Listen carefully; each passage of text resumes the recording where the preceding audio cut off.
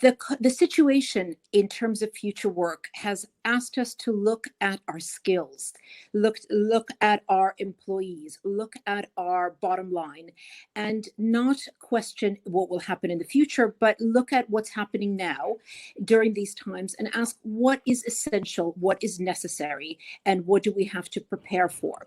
So the idea that we had before, single education, single career, single progression, single pension, that idea or that reality perhaps is over.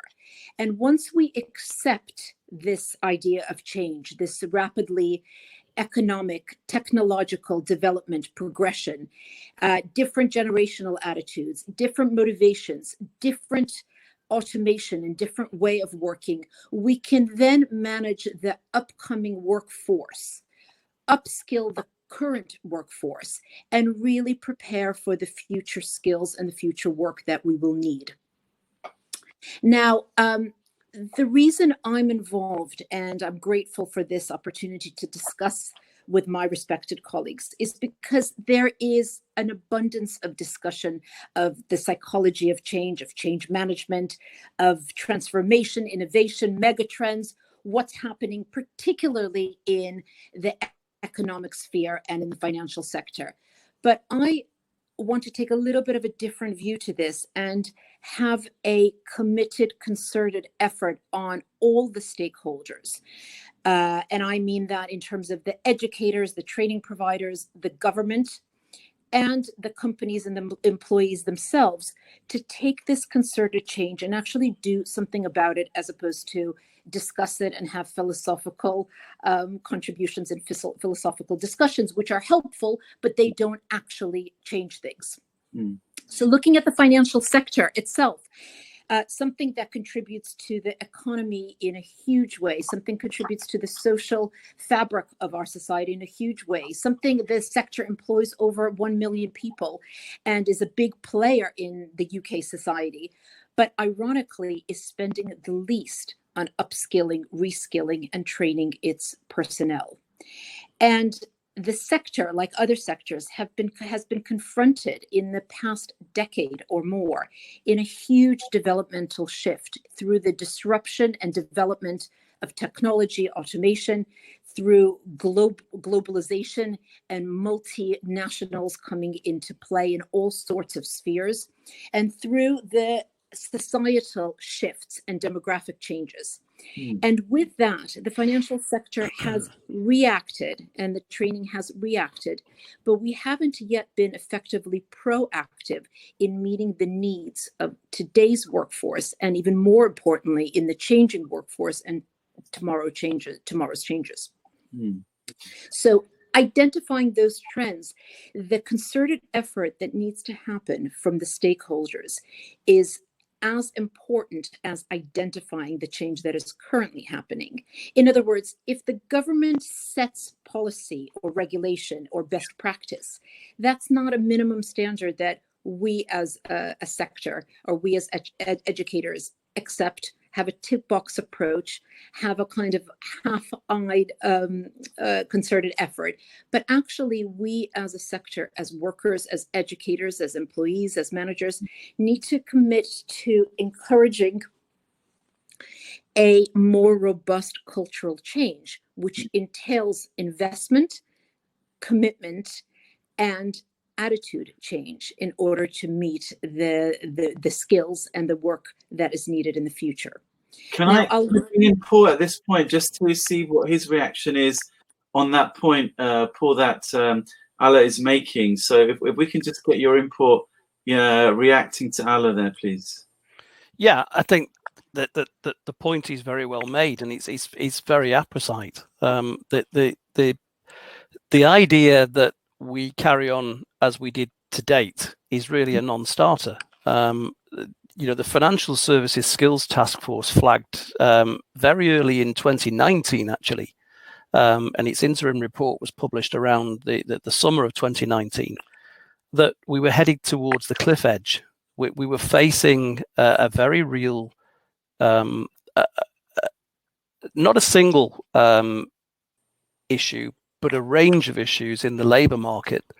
and that a failure to react really was a recipe for sort of being a dinosaur. I think that has only been emphasized further when the final report came out in January of this year. So I would completely agree with Allan's view. So in terms of the game-changing event that the COVID-19 crisis has had on impact on GDP, on the way, because future work has been about, growth, about the way in which automation is going to start changing the way we do basic things on the shop floor, in the office, using AI a lot more. How does COVID-19 fit into this narrative now? How does our whole approach to working, Allan, change? Because there's been talk about the flexible working, remote working. How does that impact now on financial services and how they operate in this new norm that we're in now? So, John, COVID has accelerated change. That which was thought about and discussed has now become mainstream, and we can't discuss it anymore. We have to live it.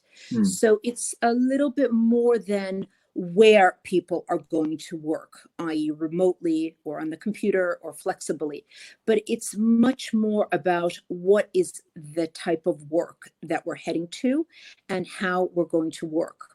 So in other words, if we are thinking of the fourth industrial revolution, so the rise of technology and cybersecurity, automation and big data, all of that development and acceleration and proliferation and progress is not just going to impact on where we're going to work, but what jobs are going to be available within the financial sector and in any sector. So what are the jobs that can be commoditized, that can be collaborated with machines, that can be done faster, cheaper, more efficiently by process-driven automation? So we need to upskill our staff and our firms in order to understand, A, how automation technology works, what new jobs will come out of it. But more importantly than that, I just want to add that this will create a space that is vital for us to get into now, to upskill and train our staff in skills that are not machine driven and that are not automated. Skills around communication and management and cognitive abilities and interpersonal skills that we've talked about for years, that have been important for years. It's not that nothing is new now, but they just become much more important because our technology and machines, automation and data cannot do that which our management, leadership and employees can and will. But Paul, can I just pose this question to you now? In terms of what Allan is saying, do we not still need highly skilled managers and practitioners to guide this new technology? We can't allow AI and automated processes to envelop the entire way we do things in financial services, in the banking sector, in this economy. We still need to have highly trained, highly skilled people to guide these instruments, because they are ultimately instruments. They're not going to be, hopefully they're not going to be taking over the entire operating processes that we use at the moment. What's your view, Paul, on that? Very much. I think let me start by giving a historical analogy. And I'm old enough to have been in the first wave of this development. But back in the 1970s, computers were big, room-sized machines, behemoths. And then in the 1980s, in the very early 1980s, what developed was the idea of the slave terminal, as it was called in those days. And that was the idea that using a visual display unit and a keyboard, humans could interact with the machine to process data. And what followed very shortly after that, in time span terms, within a decade, was that typing pools had largely been replaced by users of personal computers. And then personal computers got smaller and smaller and smaller and more powerful. But what happened was we didn't wipe out a section of the workforce. We simply redeployed them into actually what became more highly skilled jobs. So people needed to learn to use initially, the old versions of what became Windows in the days when it was DOS, Disk Operating System language. And you had to learn a string of commands that made things happen on the screen.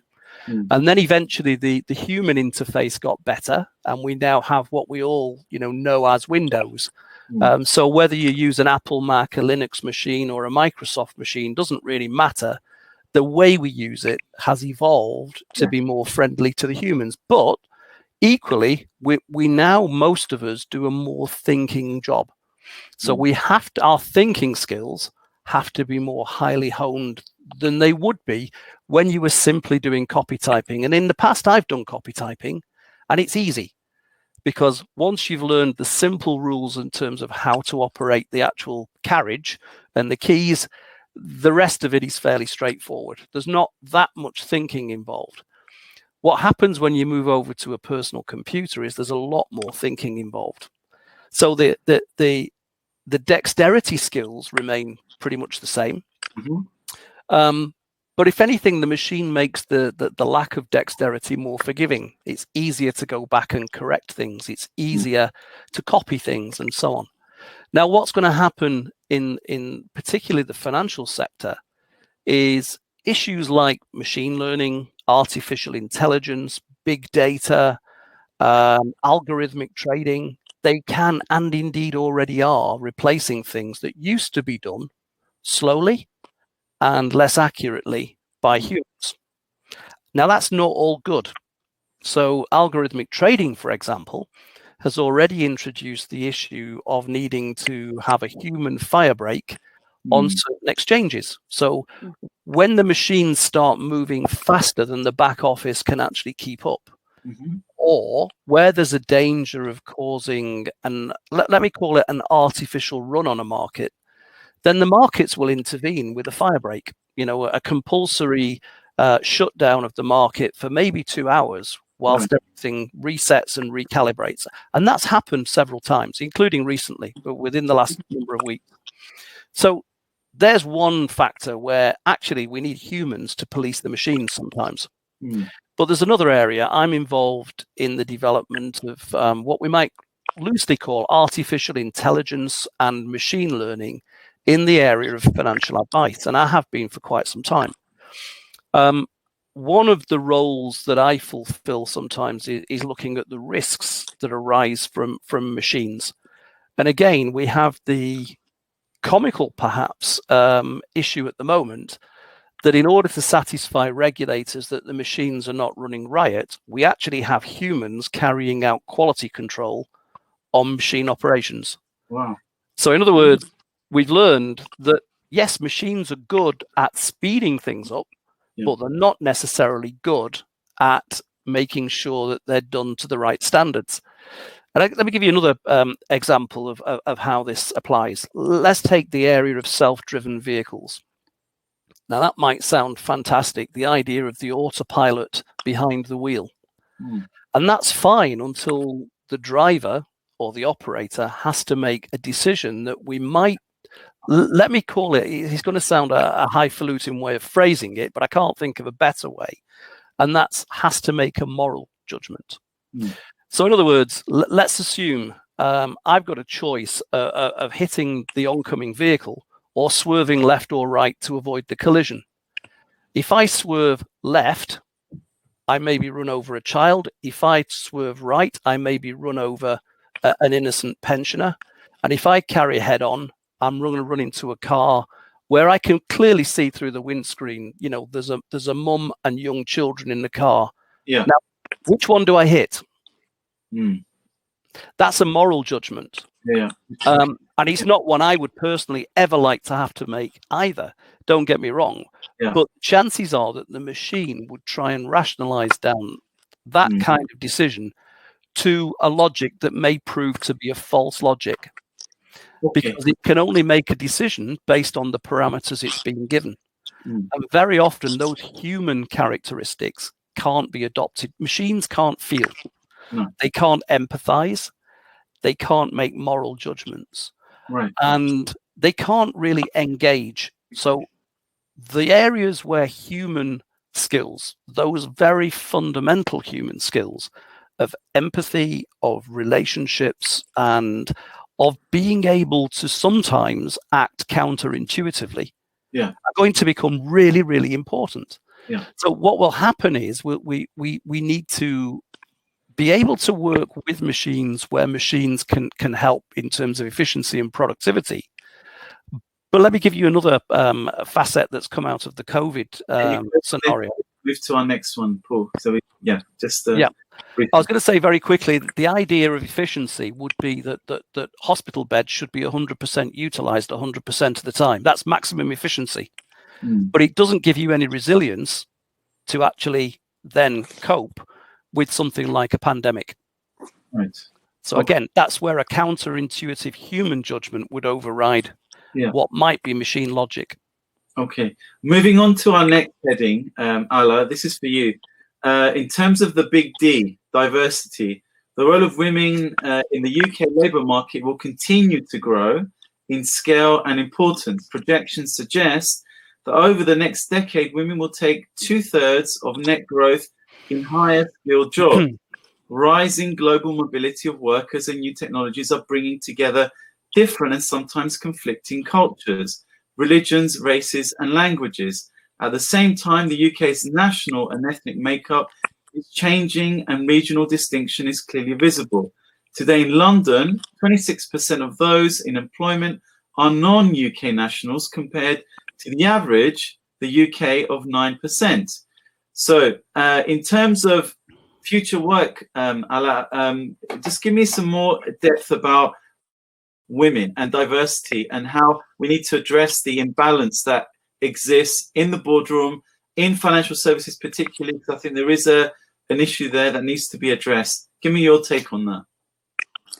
So my take goes to the same point that I made about education. When something is superficial, quota-driven, or number-driven, again, we get into a situation that we may be ticking boxes, whether it's diversity, multi-generational aspect in jobs, multinational representation, but it's not effective. In other words, we get them through the door and seemingly we're complying with our diversity and inclusion mandate, or we're showing our clients, our employees, or the industry and the society at large, look how advanced we are. Look how conscious we are being in terms of employing, interacting, and societal good at large. The question that I pose is, how do they progress? And getting them through the door, whoever they are, is one point. But them, and I mean that loosely, succeeding through that door is something else. And that requires not only training, but it's a cultural change from the wider society. So from the men that the women work with, from the non-ethnic minorities who are present on the boards or present in positions of power currently. So that cultural shift is everywhere. It's from the education that we are now have a tick box approach because it's a regulatory requirement and we care about our bottom line and productivity. It's a corporate and social responsibility approach that we now put that in our strategy or our corporate governance. But effectively, if I turn over that rock and say, really, is that what we do? Is that how we impact society? I bear to question that. And it's the same with diversity and multi-generational workforce. We have a global shift and a demographic shift in terms of aging population, in terms of ethnic minority getting the chance to come into the workforce and progress, in terms of women taking that position or those positions that they didn't before. That's the beginning. It's the cultural change and it's the commitment we need from our stakeholders to make it an effective change in order not to just publish numbers, which are important in statistics and quotas, but it's to ensure that the women who are there are also celebrated for their differences and not only because they are women, that they can ask those difficult questions and bring the difficult or different perspective onto a board or onto the way things work. Can I ask, men. Paul, this is to you now. You're the CEO of a leading compliance and regulatory company, Complyport. What's your view, men being agents of change? So they, we are, it's the emphasis is on men in senior and at the kind of C-suite level to kind of influence and bring in more women and diversity into the boardroom. What's your kind of position on that? Because it fits into the future work discussions that we're talking about now. I think that there are a couple of observations. Work is a reflection of wider society, but can also be an agent to help change social attitude as well. Women make up 50% of the workforce and 100% of the source of the future workforce. We have to be very mindful that women in society and women in the workplace are a huge agent of continuity. And what I mean by that is that we have to see the next generations of employees who go through education, learn the skills we need, because if we don't train the next generation, who looks after us as we get older? And that's, you can call that enlightened self-interest if you wanted one of the basest motives, but that's a survival thing for society as a whole. But moving more towards the workplace generally, my experience in the workplace is my women colleagues have contributed just as much as my male colleagues. I've learned a huge amount from women colleagues, but one of the important factors is, and this is not easy in the workplace necessarily, and particularly for women who achieve higher roles within particularly within financial services, but is the question of job sharing and childcare. Still, childcare predominantly falls to women, as very often actually does the care of other older relatives or children who may need further assistance. So we're not necessarily able to change social attitudes overnight, but we can make things work in a way that facilitates change. Within Complyport, we've had a significant number of women colleagues who've worked part-time, who've worked remotely, and have been extremely effective in doing so. But we've also learned, that actually we maybe get a lot more back through routes such as job share, where we've got two people looking at a role and not just one. Now, I'm not saying that can't also cause potential difficulties, but where there's a will, there's a way to work through those difficulties, and that's a challenge of management in the 21st century. We as managers and people in key influencer positions within firms and within the wider industry, we ignore these kinds of issues at our peril. And yet, if we try and address them proactively and constructively, we may actually discover that there's benefits we hadn't considered. Not the least of which is the fact that if we ignore 50% of the labour force, we're automatically reducing our options. Allan, there's a final point I'm going to ask you to kind of discuss as well, is this idea about flexible and remote working becoming far more a norm after this COVID-19 crisis hopefully ends. And so it kind of fits into what Paul's saying about women tend to be the ones who are working flexibly and working because they've got, they're re-entering the workforce because they've just had a new addition to the family, or they're looking after someone who is at home who's got a long-term illness. But a lot more men are now saying, well, actually, I want to spend more time at home. I've got other interests. I can be as productive working from home, but not doing the same 9 to 5 as I was doing. I can do 2 till 10 in the evening, or I can do different times. But it's about the quality of work, surely. It's about productivity. It's not about, the quantity of hours of work. So can you just have a quick stab at that and give me your take on flexible work, remote working? John, I would add, besides productivity, it's also motivation. So what the COVID crisis has shown us is that things that completely have been far reaching or completely unacceptable for a man who wasn't used to taking care of children, suddenly having to have a parental influence in the homeschooling or perhaps domestic duties or whatever it is, or suddenly a high paid manager or a high paid leader is suddenly at home at a reasonable time to partake in the domestic duties. And that change has given a window to both the males and the females, or the different roles within a family structure, to be able to accelerate change. Now, productivity, we define it, or we have defined it, as bottom line, right? As turnover, or as dividend return, or a return on investment, whatever it is. But I beg to redefine that and look at the attitudes of our employees and the motivation for those employees, not only to start with us, whether it's women or men, or it's juniors or seniors, but how long they stay with us and how motivated, enthusiastic, and committed they are. And the more that we can reflect the generational, demographic, technological, societal changes in our skills, in our workforce, and in our attitudes, we will attract the best talent. We will hone the best talent. We will ensure that that productivity, it comes out of that talent, that they are motivated to stay.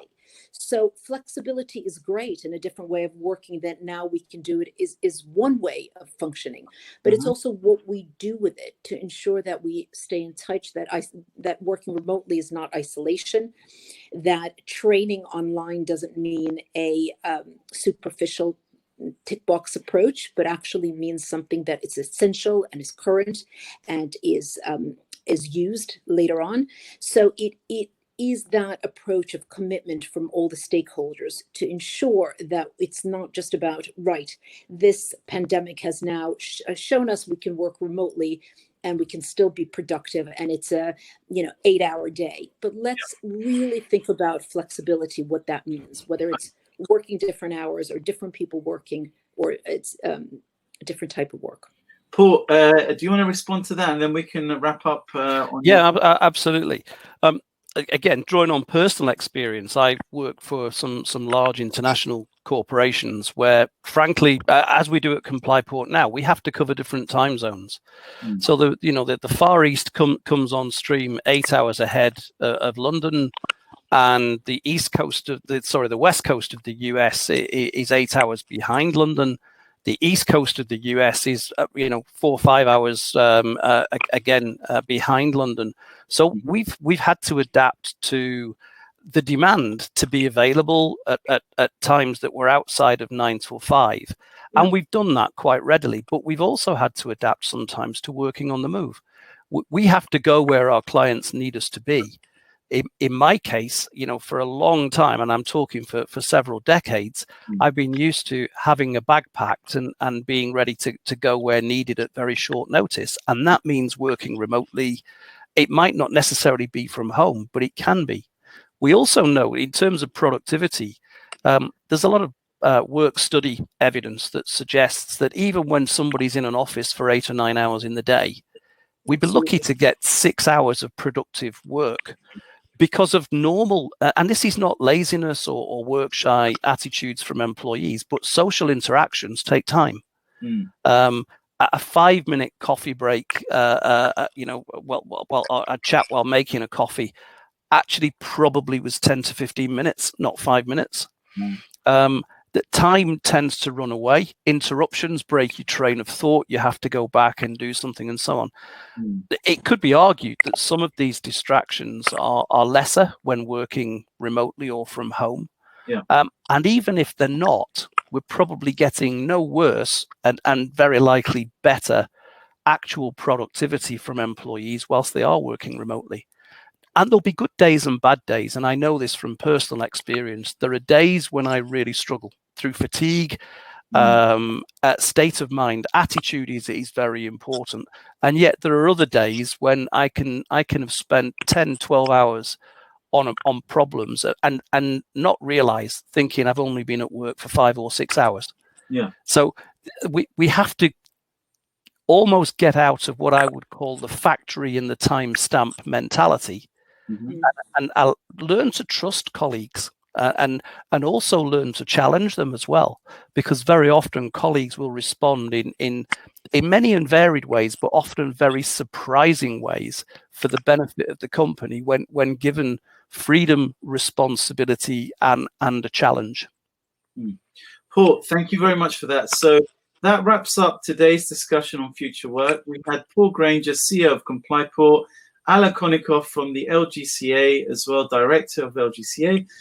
This is a series of video casts that we're going to be doing over the next weeks and months. So we'll be posting these on social media. If you have any comments, please send them over to us so we can read them, and Paul and Allan can respond to them. Thank you, Paul and Allan, for your contribution today. It's a pleasure. Thank you very much. Okay, let's end that. Lovely to talk to you.